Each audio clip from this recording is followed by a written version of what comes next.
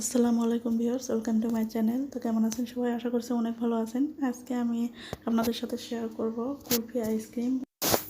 আশা করছি আপনাদের কাছে ভালো লাগবে। ভালো লাগলে লাইক, কমেন্ট, শেয়ার করবেন আর অবশ্যই আমার চ্যানেলটিকে সাবস্ক্রাইব করে পাশে থাকবেন।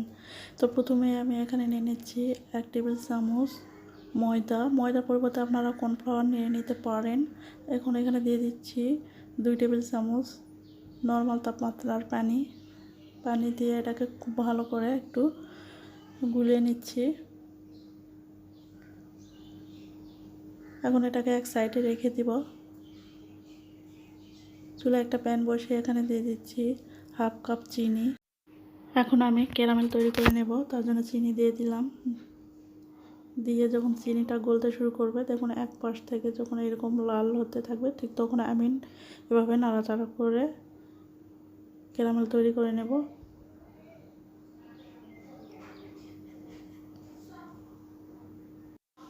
তো ক্যারামেলটা যেন পুড়ে না যায় সেদিকে খেয়াল রাখতে হবে।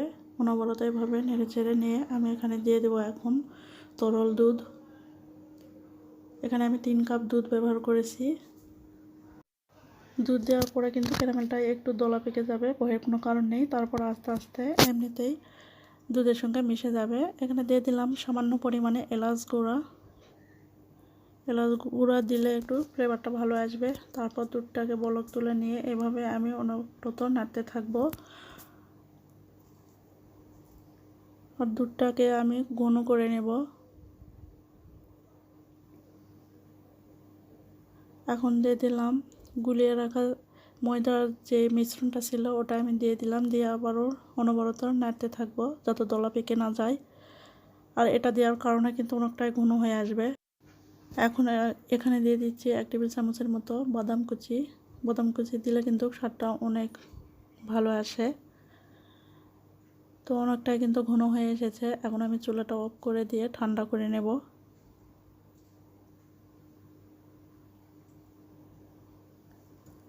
এই যে একটা বাটিতে নিয়ে আমি এভাবে নেড়ে চেড়ে ঠান্ডা করে নিয়েছি।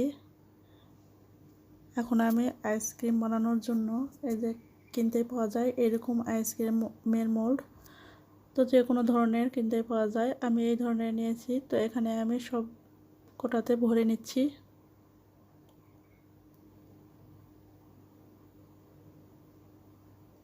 তো আইসক্রিমে যে কাঠিটা থাকে সেই কাঠিটাও কিন্তু আপনারা এখানে দিয়ে দিতে পারবেন।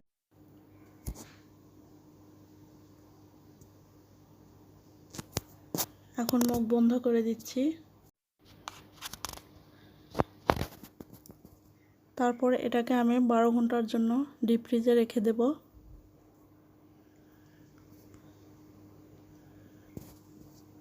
দেখুন 12 ঘন্টা পর বের করে নিয়েছি।